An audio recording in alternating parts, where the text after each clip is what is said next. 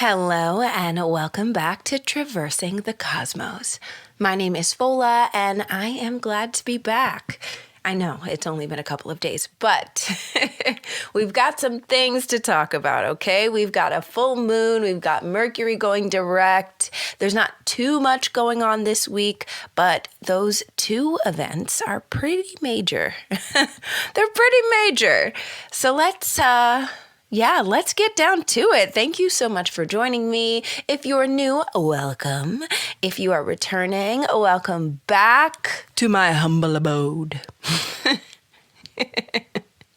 All right. Without further ado, let's get into these transits.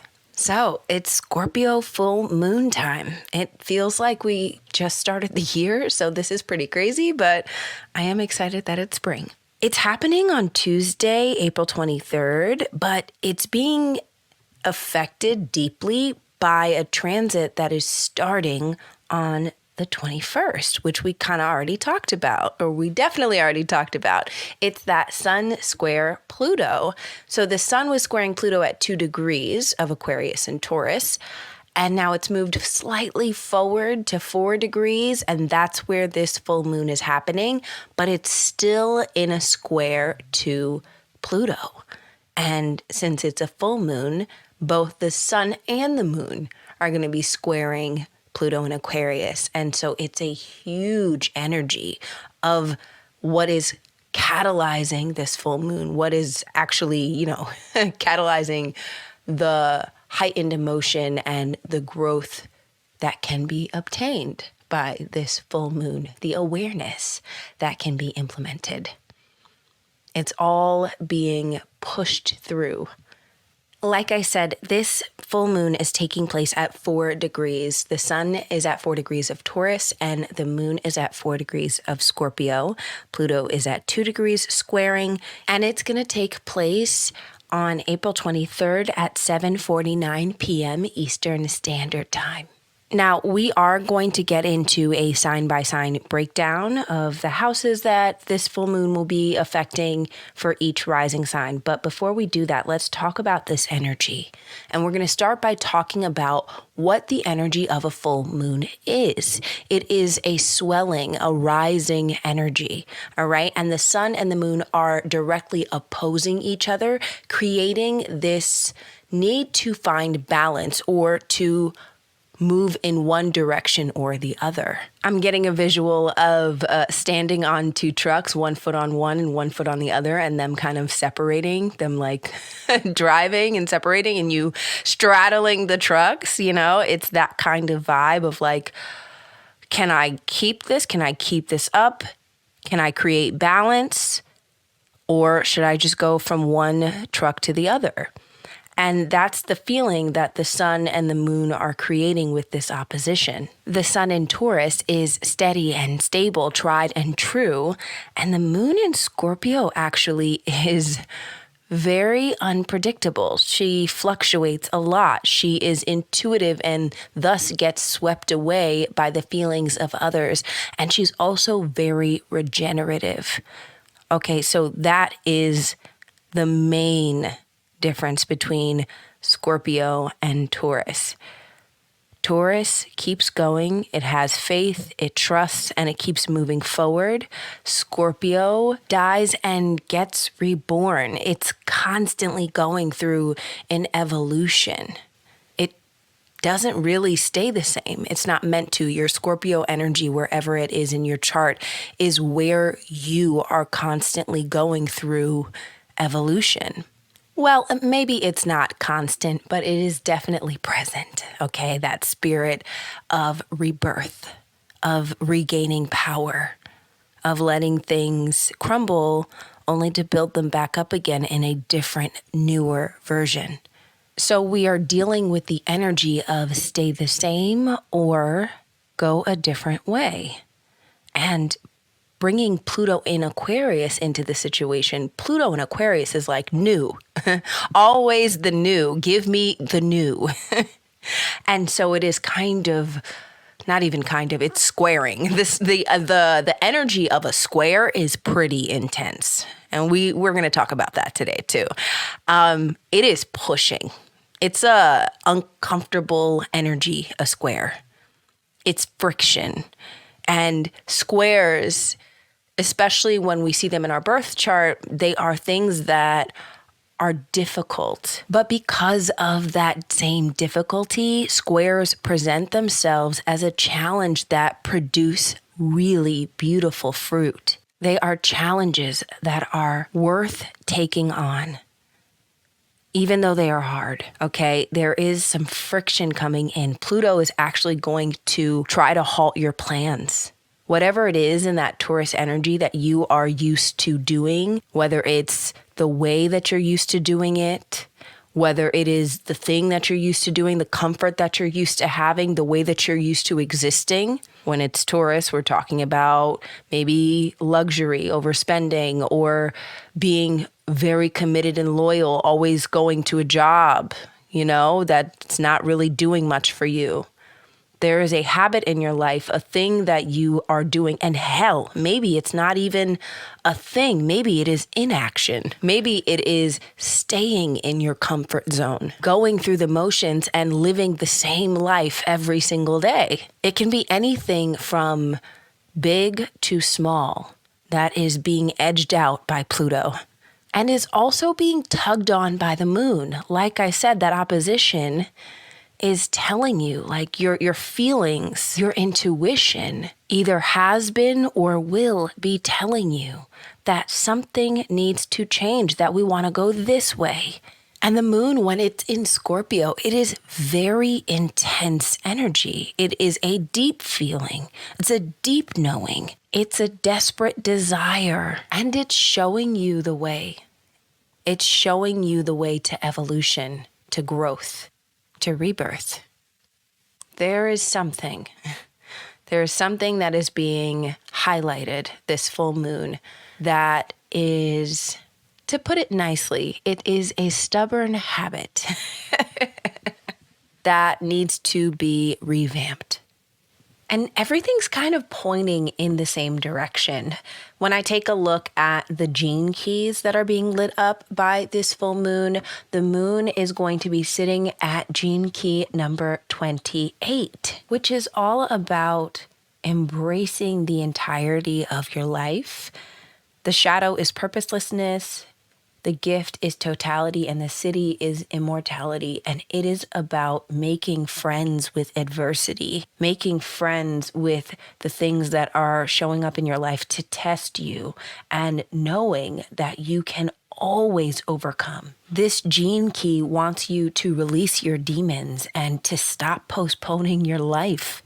It wants you to do something that has been calling out to you, beckoning to you. And that thing that has been calling to you is a part of you that wants to be expressed, a part of you that wants to be seen, that wants to thrive. But there's something getting in the way, and that something is coming from the sun. The sun is on gene key 27, which is all about greed. The shadow is selfishness, the gift is altruism, and the city is selflessness. And how this works with the moon on 28 is that when in shadow, this gene key consumes. It stays stagnant and does for itself and only itself. But through the gift of altruism, through the gift of giving for the sake of giving, it activates within you a way to feed yourself and the other people. And also, it's really approaching life as an act of service and knowing that any inspiration that you come across is just that. It is working through you. It's inspiring you to be of service. The 27th gene key wants you to look honestly at your relation to giving. Do you give from the heart, or do you give your power away? Are you giving from a space of wholeness or with a hidden agenda? And with the moon activating the 28th, if you follow that moon, follow her emotion, follow her lead, it will lead you from stagnancy and consumerism into being purposeful, taking risks, following your heart, and leaving your mark on the world. And you're not going to believe this, okay? Pluto is on the 41st gene key, and the shadow is fantasy, the gift is anticipation, and the city is emanation. And it's about having new experiences, opening up a new chapter, envisioning a new world. And it specifically wants you to take responsibility for stepping up to the plate, to do what needs to be done for the future that you desire, without expectation, but with excitement. It wants you to be source, be inspiration, and to always be ready to be inspired. And now when you look at the human design of it all, once again, they're the same numbers, 27 for the sun, which is the gate of nourishment, but it's also activating the line for greed. And it categorizes itself as being obsessed with knowing what's hidden and being obsessed with having more. There's an issue with boundaries here, and you can end up wanting more than you actually need. And that is also a shadow side of Taurus. Overeating, over-consumerism, materialism, and an obsession with money. The moon being on the 28th gate, it's giving me 9 of Wands energy. The 28th gate in human design is the gate of the game player. And it talks about holding on to something and struggling either through or with. And now the difference between struggling through and with is struggling through is struggling for something. You know, it's struggling to something. Struggling with is struggling and existing and staying the same. So the question is, when this friction comes up, am I struggling through this? Am I struggling to get to something, to build something, to open up an avenue? Or am I struggling with? Am I struggling consistently and not changing something? Am I holding on to something that is bringing me down? And the friction that's going to be caused, once again, is by Pluto. And it is at gate 41, which is the gate of decrease. It's the gate of contraction. And what happens when we contract? We get smaller, okay? So this gate is all about doing your very best with very little. And that theme is going to be coming up during this full moon. So something is going to be taken away. Pluto is taking things away. It is halting things. It is saying no. It is putting obstacles in your path and telling you to move around it. That is where the power is being derived from. How can you adapt? How must you adapt? How can you move differently? And more importantly, it's the energy of Aquarius. So how can you move differently and also think a little bit bigger? How can you experience your feelings, but also just witness them so that you can allow them to lead you to the right decision for you? You want to try to take the emotion out of it. You want to try to look at things as clearly as possible and from as high of a perspective as you can. Try not to overstrain yourself with responsibility and saying yes to things that are really just, once again, giving to give your power away. And try to avoid hot-headedness. It's Taurus season, but we are not going to be stubborn this full moon. We are going to be adaptable. We are going to be able to flow, and we are going to connect to our intuition, because that's the last little piece of this. I said it is happening at 4 degrees, right? 4 degrees is the initial degree of Cancer, the sign Cancer, which is a highly intuitive sign. It's a water sign. All the water signs are intuitive, but For Cancer specifically, it rules the hairline moon center, which is at the third eye.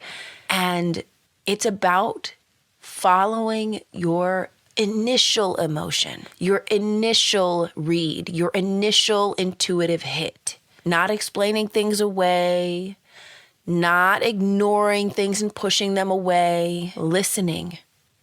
Now, it also can mean that this full moon can be a little volatile. I mean, not in like a crazy way, but there's going to be some heightened emotions, okay? Definitely. Cancer is very emotional. Scorpio is very emotional, and the moon is in Scorpio. It feels things so deeply, and you may feel things more intensely than you're used to, especially if you don't have a Scorpio moon like I do. The energy of this full moon may smack you in the face out of nowhere, but you're going to grow from it. I promise. You are going to be pushed, push it to the limit, cause we're in it to win it. Oh yeah. Yes, that is what I'm sorry. But that is what I'm talking about. That's literally the energy of this. Push it to the limit because you are in it to win it. Don't give up. Don't give up on yourself, and don't stay stagnant. If you have the opportunity, take a risk, take a leap, do something different, and bet on yourself. Side note, back to the astrology part of it, the other energies that are influencing this full moon is Mercury retrograde is almost conjunct the North Node. They're both at 15 degrees. And they're communicating about your next direction, and Jupiter is still conjunct Uranus. They're only 1 degree apart. So they're still working with each other here, and they're still trying to bring this feeling of we've got to shake up the Taurus energy in our life. We need to do something unexpected, spontaneous, different. We need to try our hand at something and see which way the wind blows. And know that something is being blown into our lap. It wants to come in for us. And it is our obligation to make space. Make the space for the thing that is coming into your life to help you, to aid you, to help you expand, to put you on your divine track, which is what Uranus is providing. So, pretty big things. Pretty big things coming from this Scorpio full moon. And yeah, the collective energy is going to be intense, but also very cathartic and worth it. All right, let's start breaking down these houses, shall we? We're going to start with the namesake of the full moon. We're going to start with Scorpio and keep going to, actually, we're going to go backwards. Yeah, because the houses line up that way. So we'll start with Scorpio and end with Sag. So, Scorpio risings. The sun is in Taurus in your 7th house of relationships, and the moon is in Scorpio in your 1st house of self and the body and how you view the world and how the world sees you, how you show up. You are moving in your relationships. You're centered in your relationships throughout this Taurus season. But the moon is pulling you towards something that has to do with you and how you show up. Maybe it is your physical body. Maybe it is the clothes that you wear. Maybe it is just how you want to be seen. And the friction that's coming in is that Pluto is in your 4th house of home and childhood and nostalgia. Sentimentality, the things that you've always known, and your parents. And so we're looking at something in the 4th house that has impacted your relationship dynamic, that has impacted the way that you show up for yourself and the way that you show up for other people. And because we're dealing with Pluto, there's a possibility of a power dynamic. Now, maybe you are building up your own sense of power, your own sense of worth, but also maybe somebody has taught you how to be less powerful. And that is reverberating out into the way that you experience your one-on-one relationships. Or on the other hand, maybe this thing in the fourth house is your family, like the new family that you're building, and you are taking on a new role at home and it's affecting your relationships or that relationship within that home. And once again, how you are showing up for yourself. Or maybe you and a business partner aren't actually on equal footing.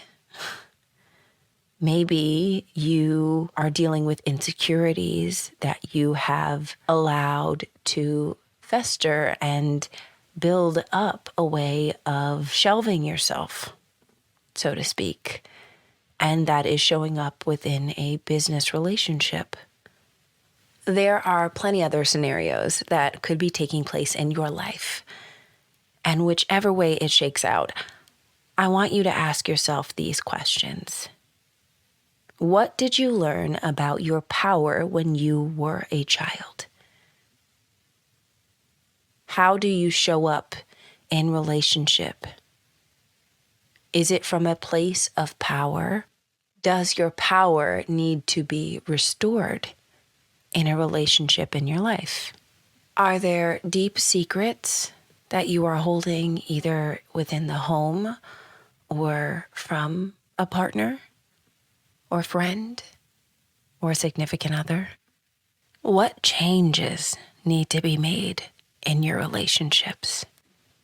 All right, Libra risings.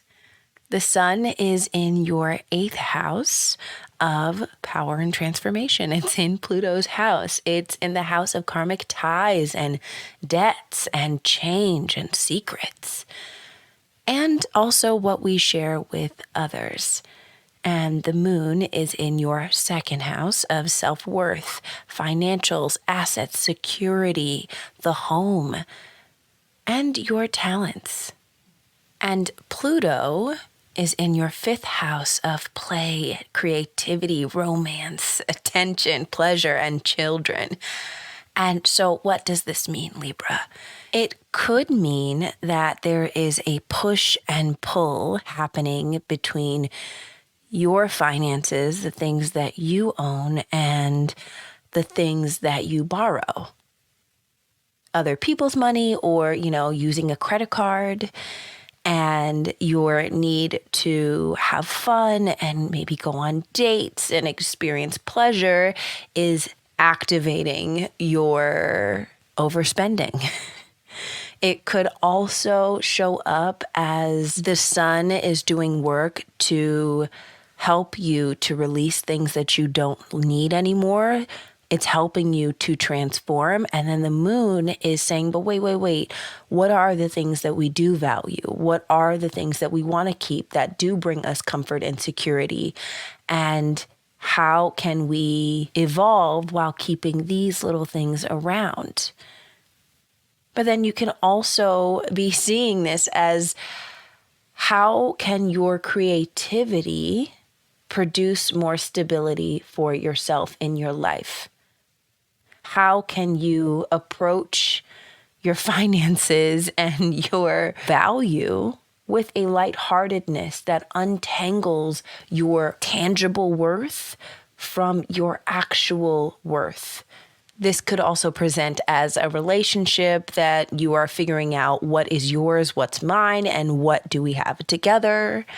This could be blowing too much money on dates.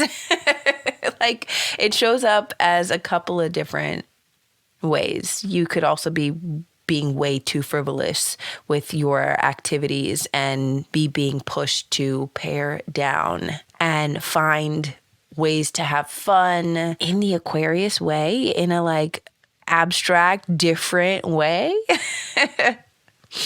and less expensive way. There seems to be an energy of push and pull between joy and security. And note that the 5th house does rule children. And so children may also be an obstacle here for you.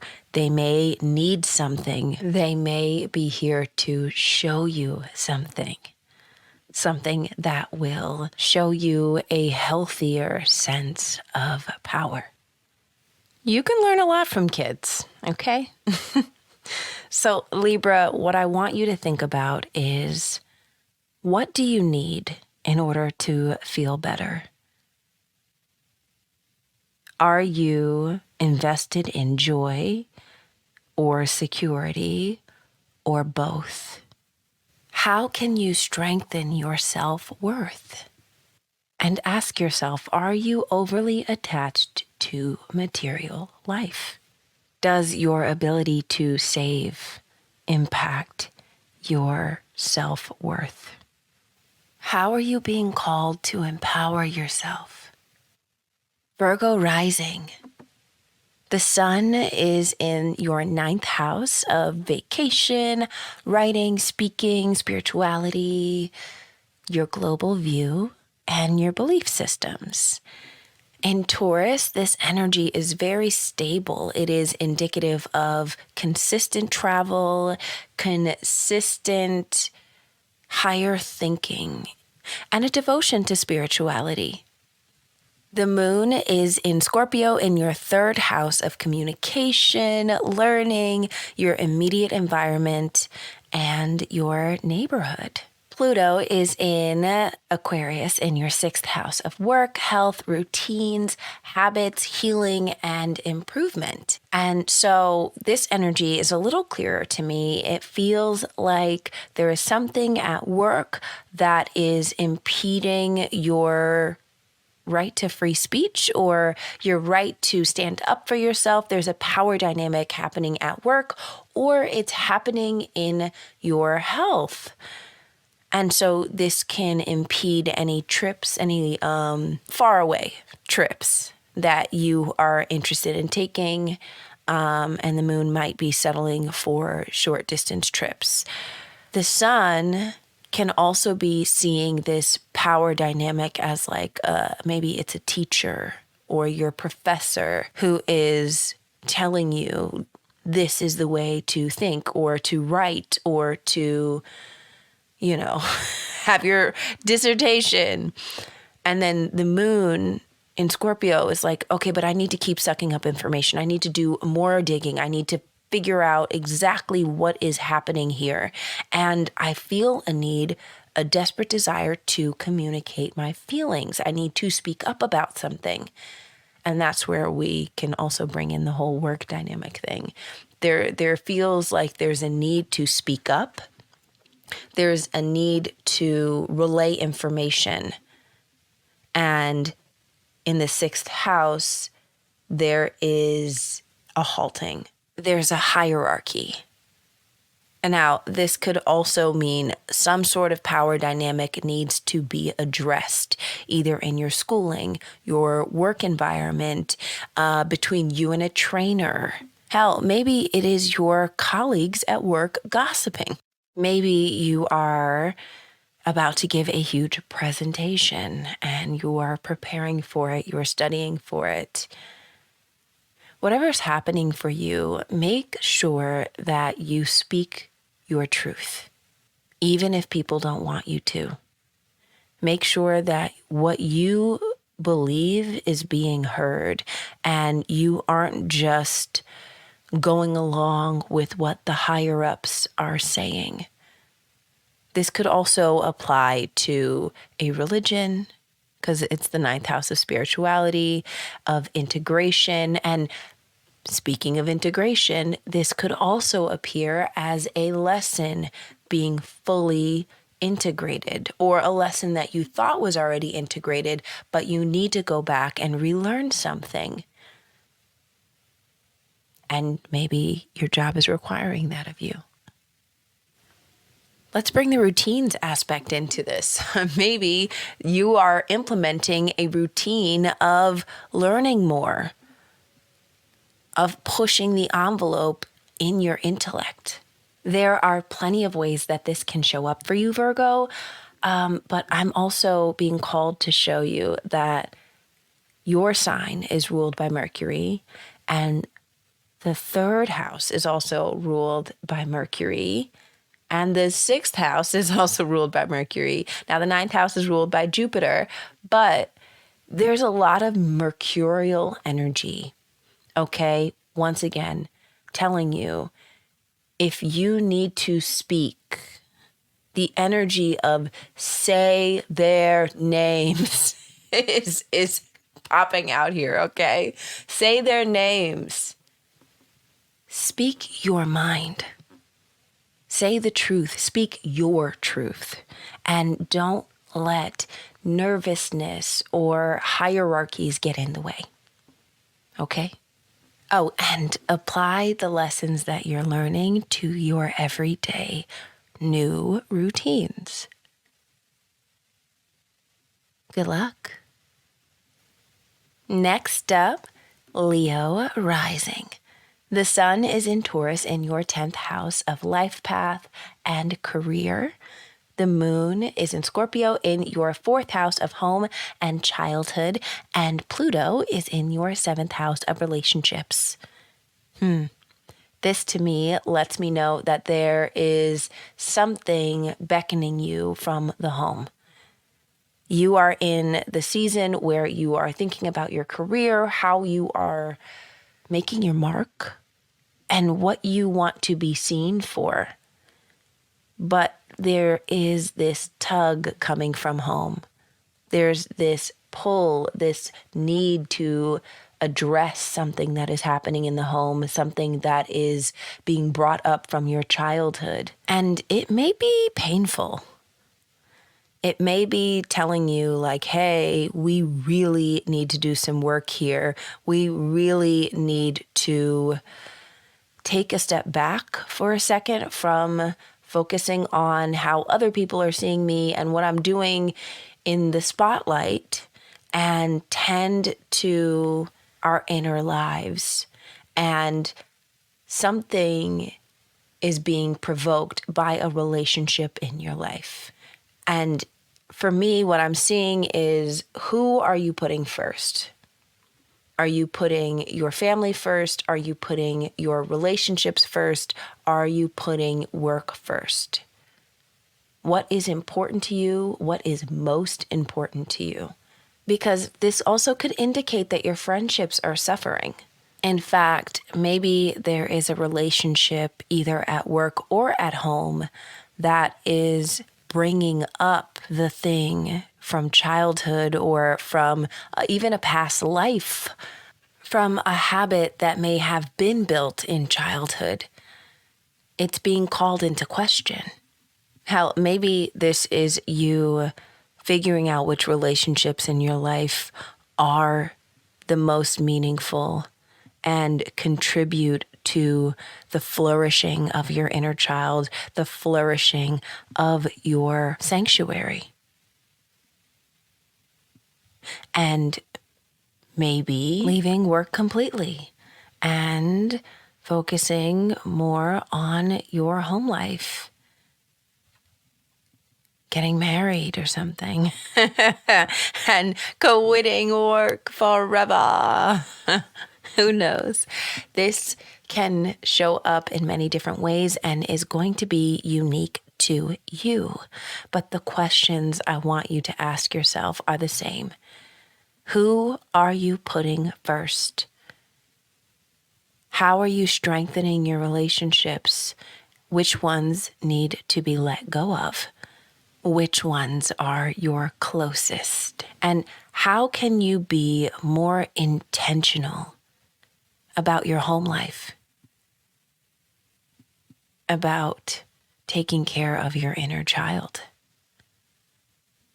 Cancer risings. The sun is in your 11th house of social networks, of sharing your gifts with the world, and of friends. And the moon is in the 5th house of creativity, play, children, romance. And Pluto is in your 8th house of death, change, and transformation. Secrets, power, debts. So what I'm hearing here is that you're focusing on your friendships, your networks, your groups. You're focusing on doing and giving back. And the moon is telling you to be more playful. The moon is begging you to create something new, to indulge in your fantasies. And then Pluto is coming in and telling you, this is what you need to be doing. We need to shift. We need to change. And so there is a feeling of Pluto asking you to be your weirdest self, your authentic, but like the self that you don't usually show, you know, the one that you keep kind of behind closed doors. It's asking you to let him out or her out or they out. It's asking you to be your weirdest self and allow your creativity and your pleasure, your joy, your childlike energy to translate into your leadership. Now, there may be someone or something that comes in to try to make you feel powerless or too childlike.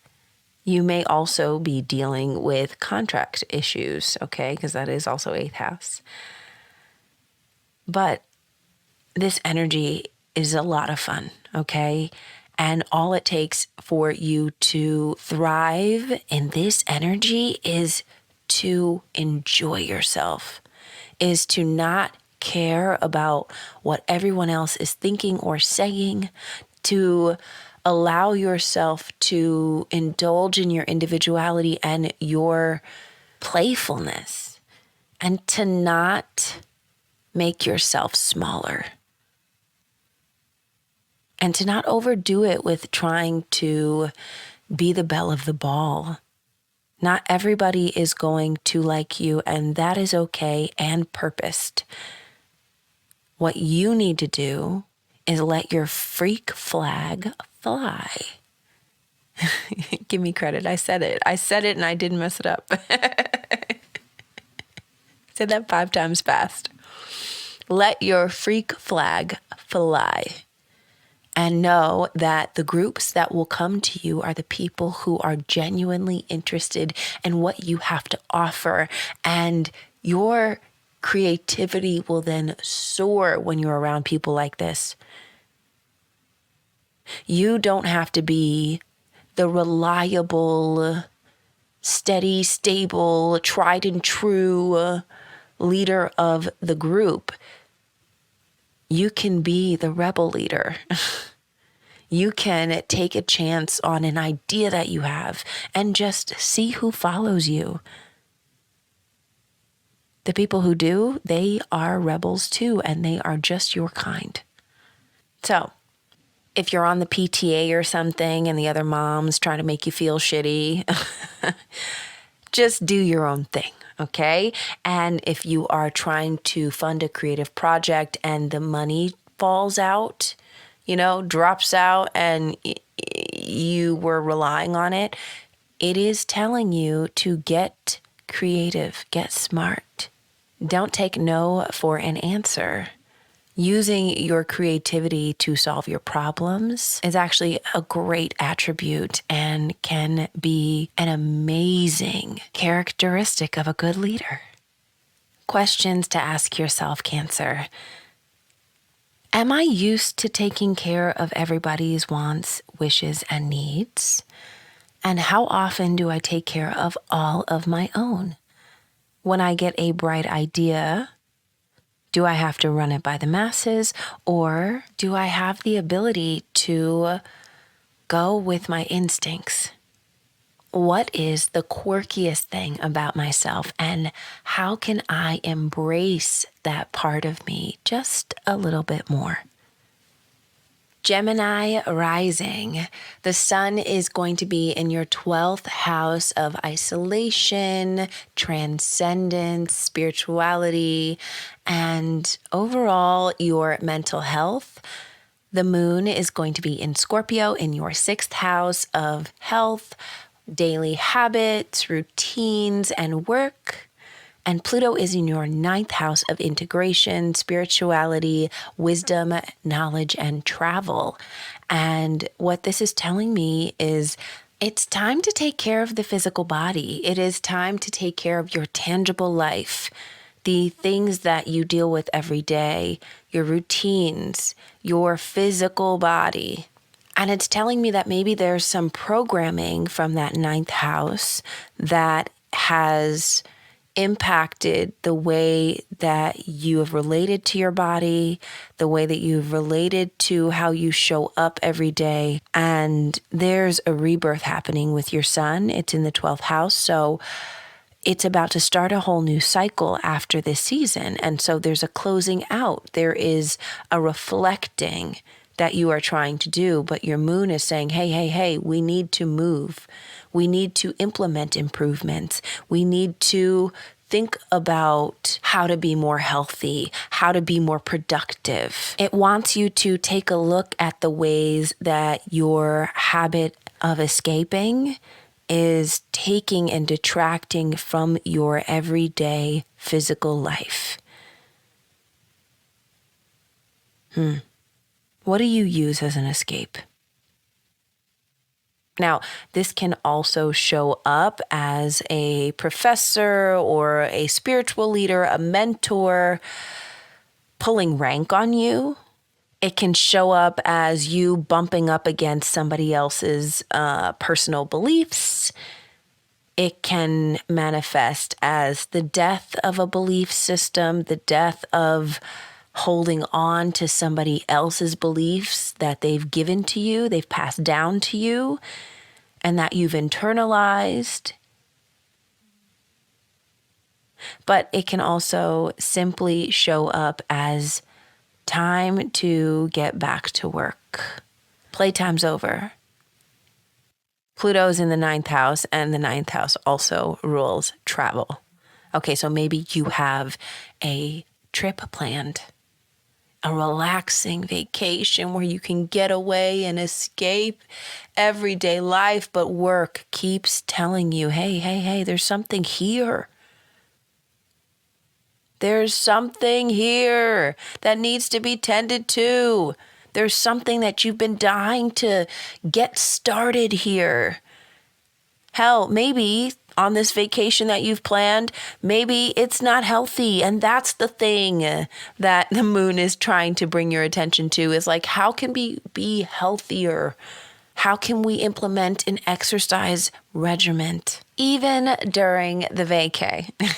Okay. So the question that I have for you, Gemini, is what habit or thought process is harming your mental health? And the next question is, what habit or thought process is harming your physical health? What is impeding your productivity? And maybe, just maybe, was it taught to you through the eyes of religion? Was this habit passed down to you from a parent or authority figure? How can you build a new habit?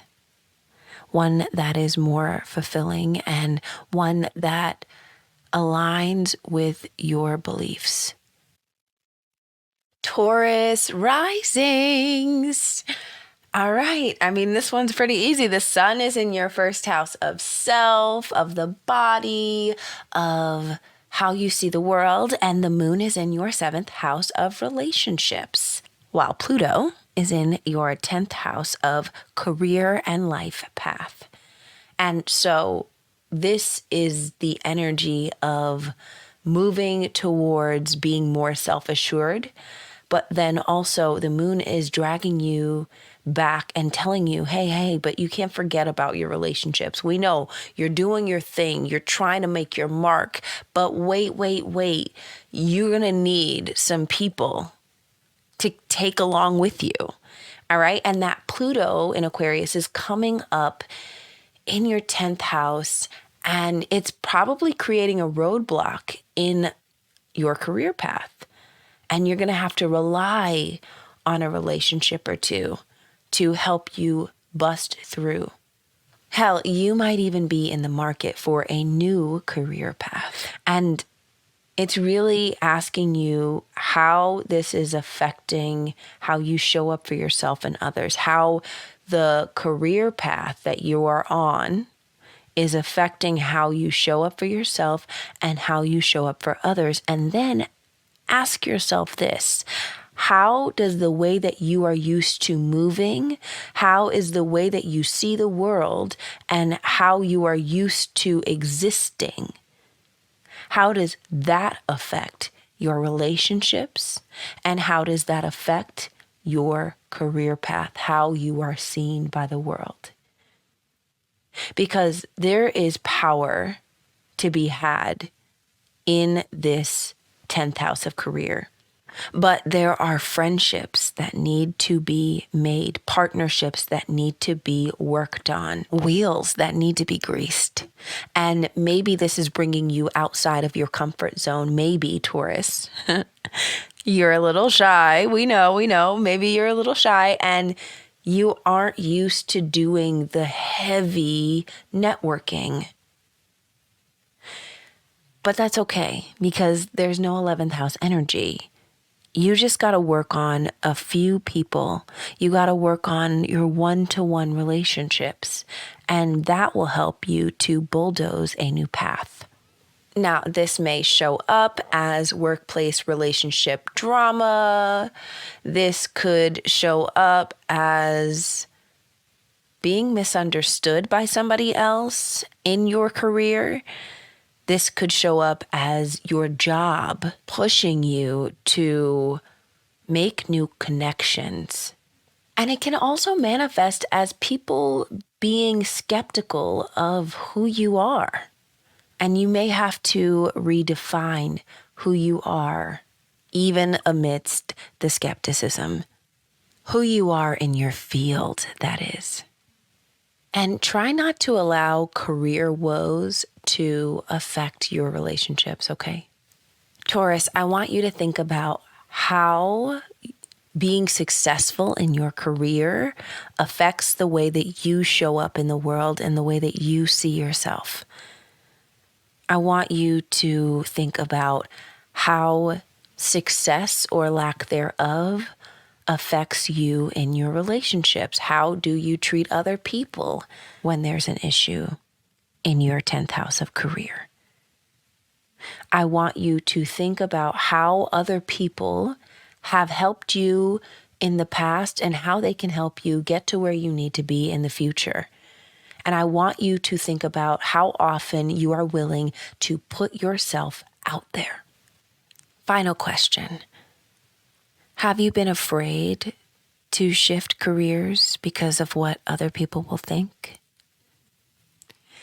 All right, Aries. Aries Rising. The sun is in your second house of talents, assets, finances, and self-worth.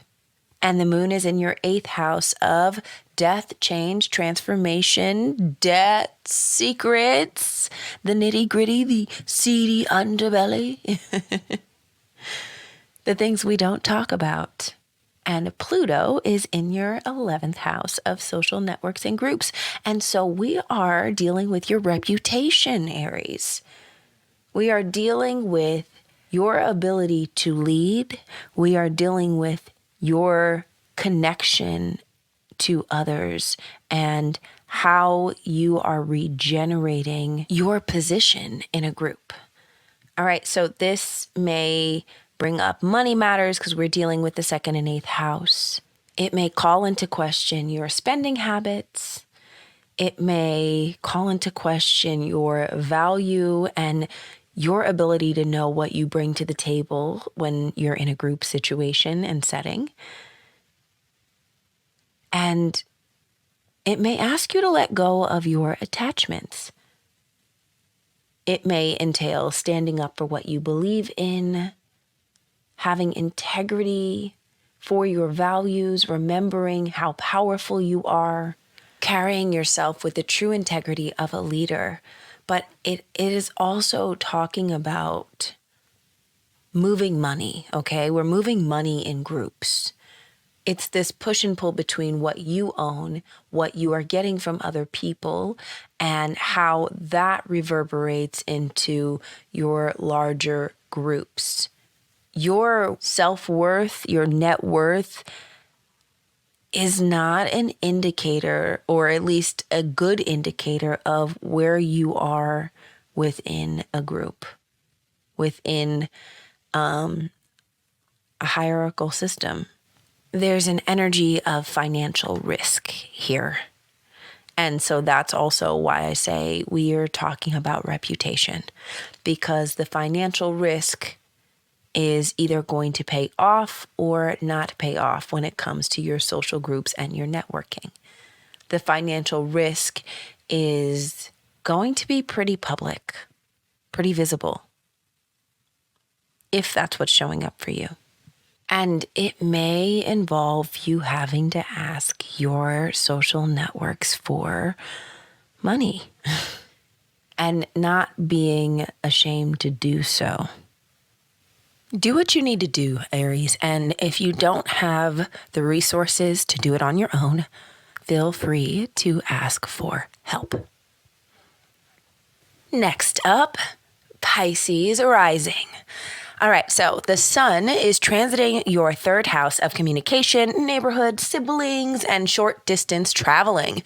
And the moon is in your ninth house of long distance traveling, of integration, of wisdom, expansion, and knowledge. It's the Jupiter ruled house. And so what this back and forth is telling me is that you are being asked to expand your horizons, to expand your communication, to share your thought more deeply.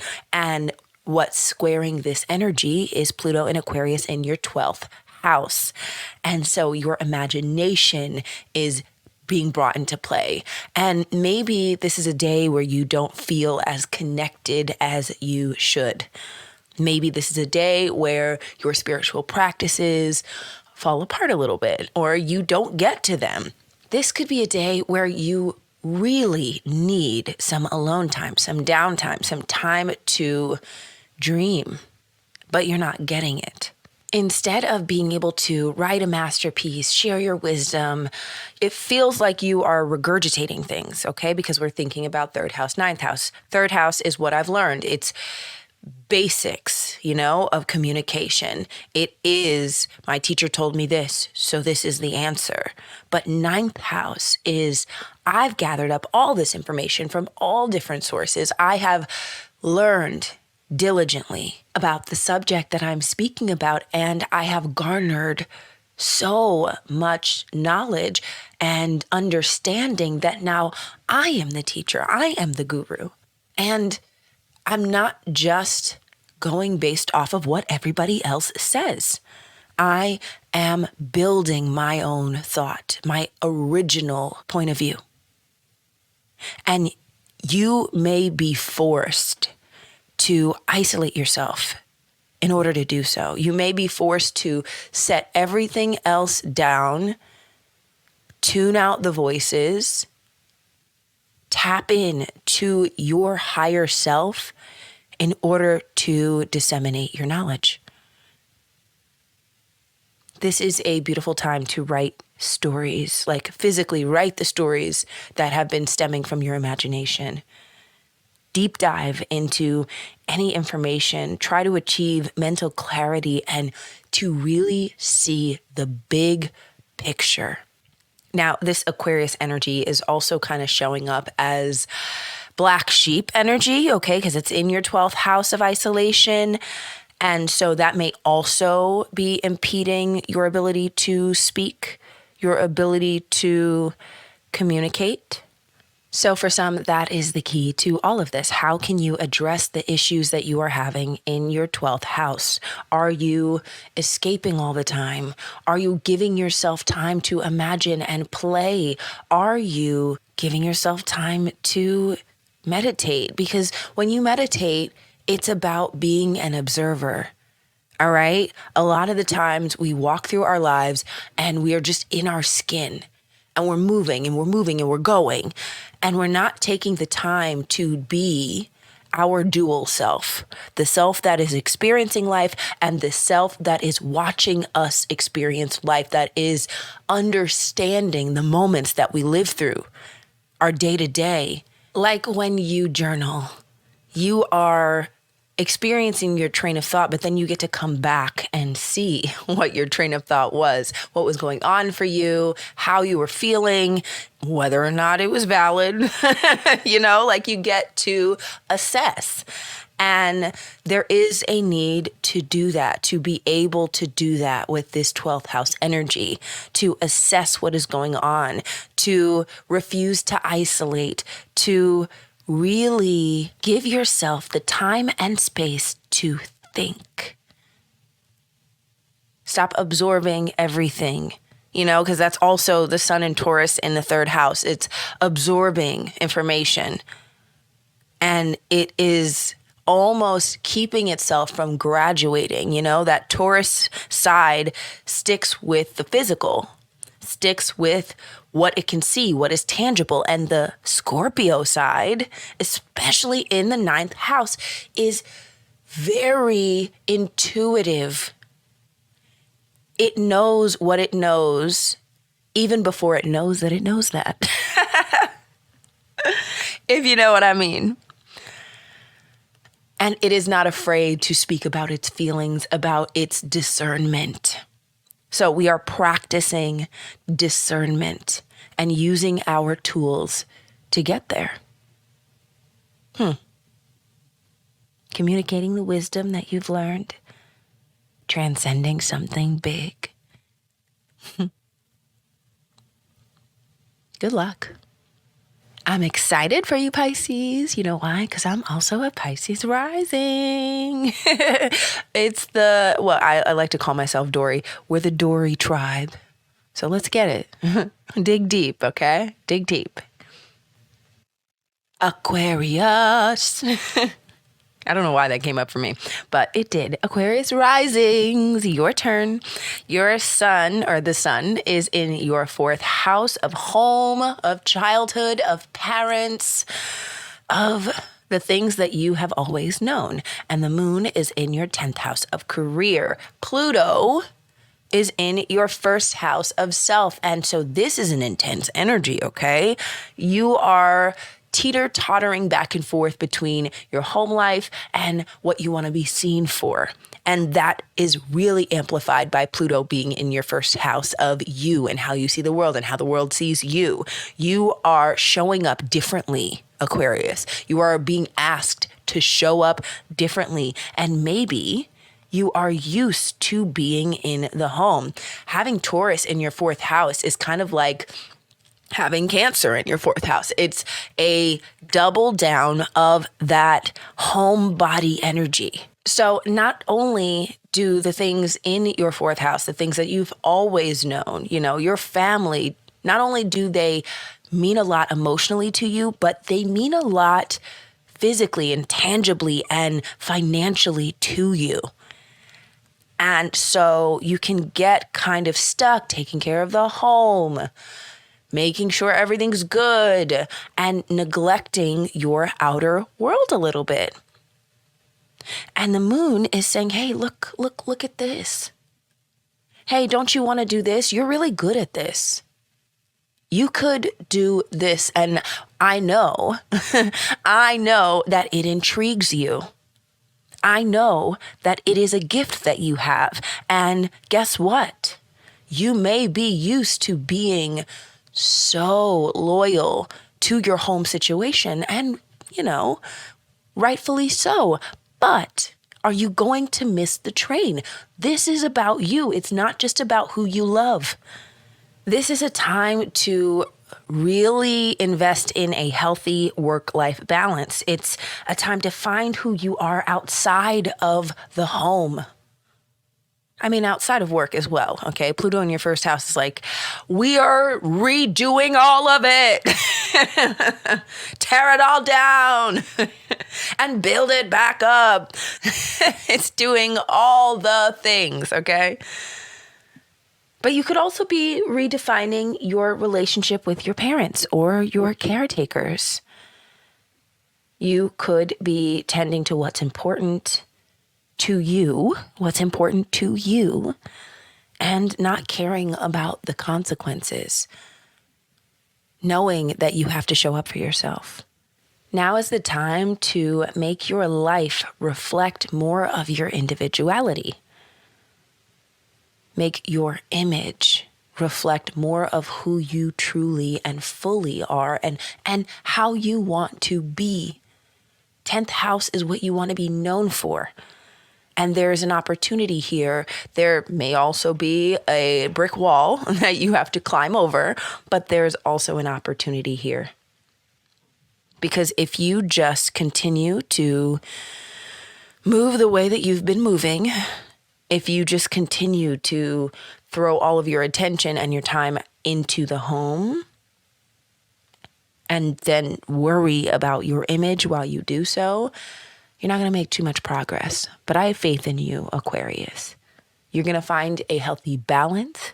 You are going to invest your time into something that puts a spotlight on who you are and puts a spotlight on your talents.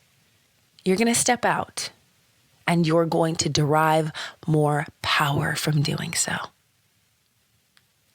Capricorn Risings. The sun is in your 5th house of play and creativity, and the moon is in your 11th house of social groups, social networks, and Pluto is in your 2nd house of finances and self-worth and talents and assets.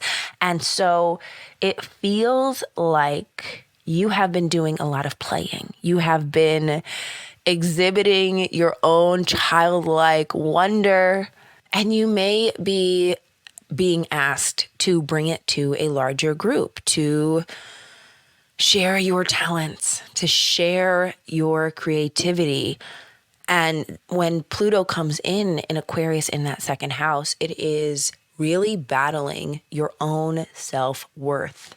Do you feel good enough about yourself? Do you have the finances to fund your creative project? Do you realize that the more that you play, the more that you allow your creativity to be shared, the more you actually get to shine? Now, this can also show up a little differently. It can show up as restructuring your values, incorporating more play and creativity. It can show up as you finding alternate means to fund your creative projects, but it can also show up as a need to decenter yourself from something that is happening, something that you are bringing to others, and to make it more about the group and less about the self. That's the other push and pull that's happening. There's an air of it's time to get serious about something that maybe you were just playing around with.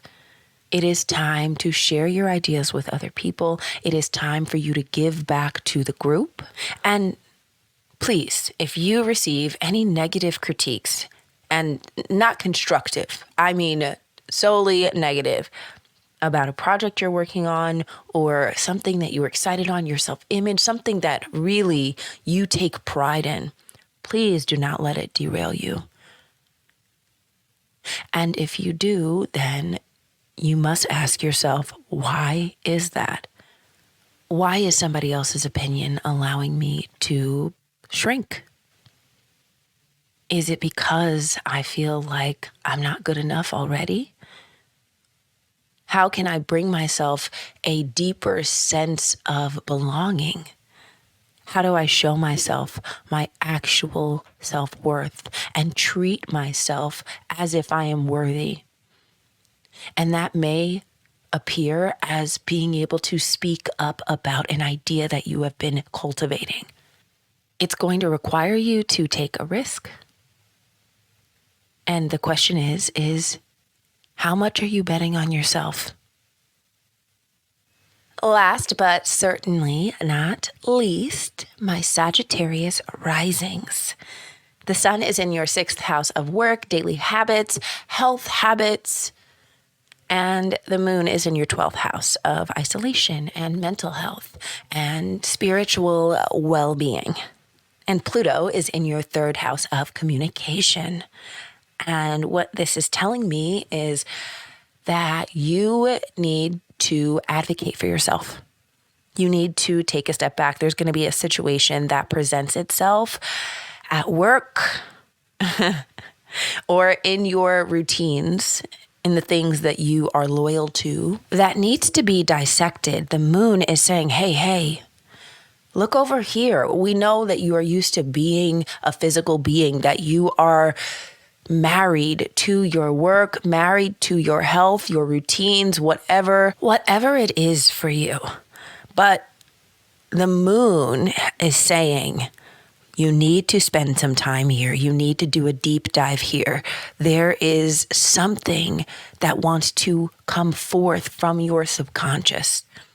And it feels like you're not giving yourself the time to do that. And maybe you need to speak up for yourself in order to do that. Yeah, because Pluto in your 3rd house is a regeneration of your communication style, of your immediate environment. So there's something that's crowding your vicinity, something that is necessary to speak up about.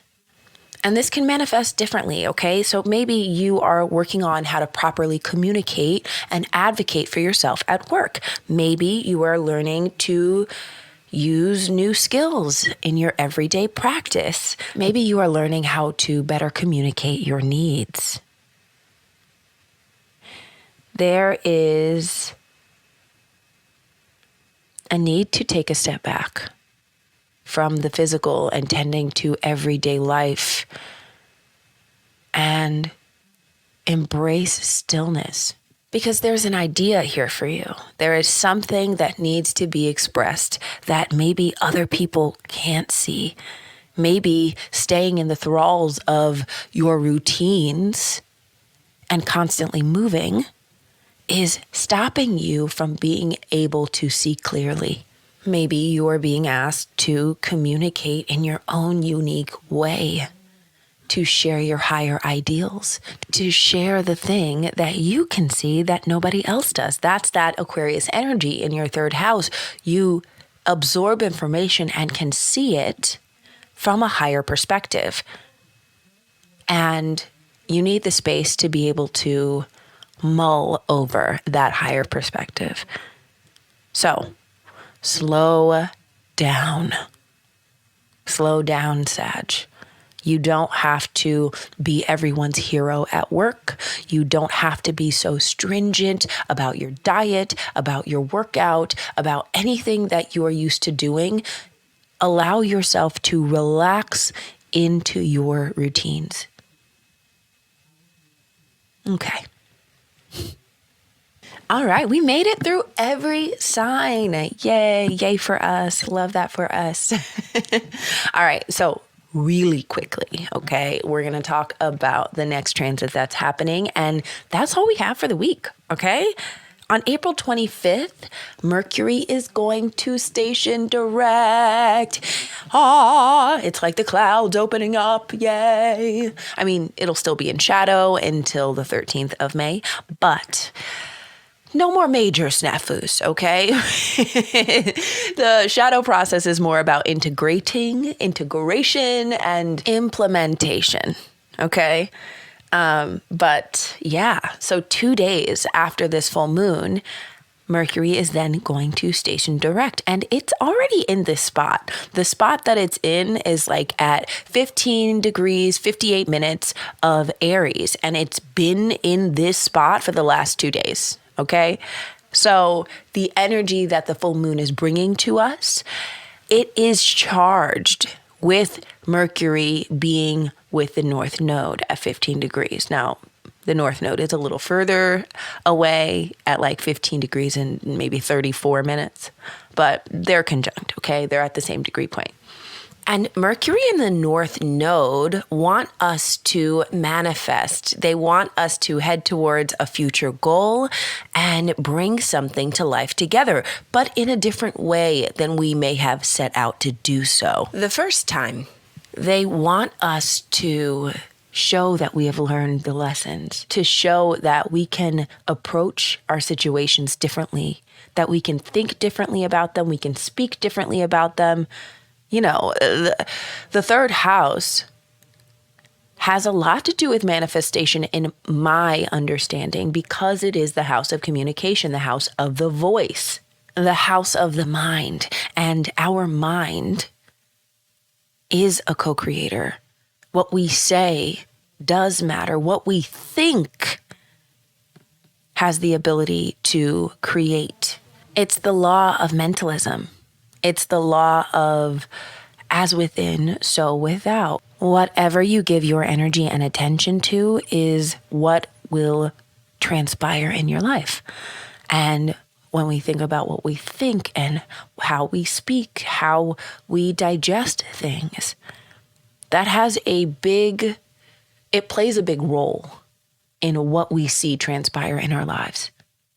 So, Mercury has been doing the work in our charts. It has been working with our Aries energy. It has been connecting with the planets that have been in Aries and really learning how to think differently. It's been learning how to speak differently, out loud and to the self. It's been learning about what we value when it met up with Venus, where we are triggered when it met up with Chiron.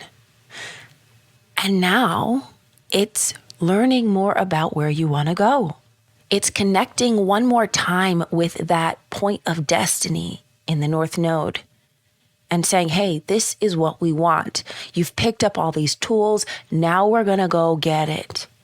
This is the final check-in that Mercury is going to have with the North Node.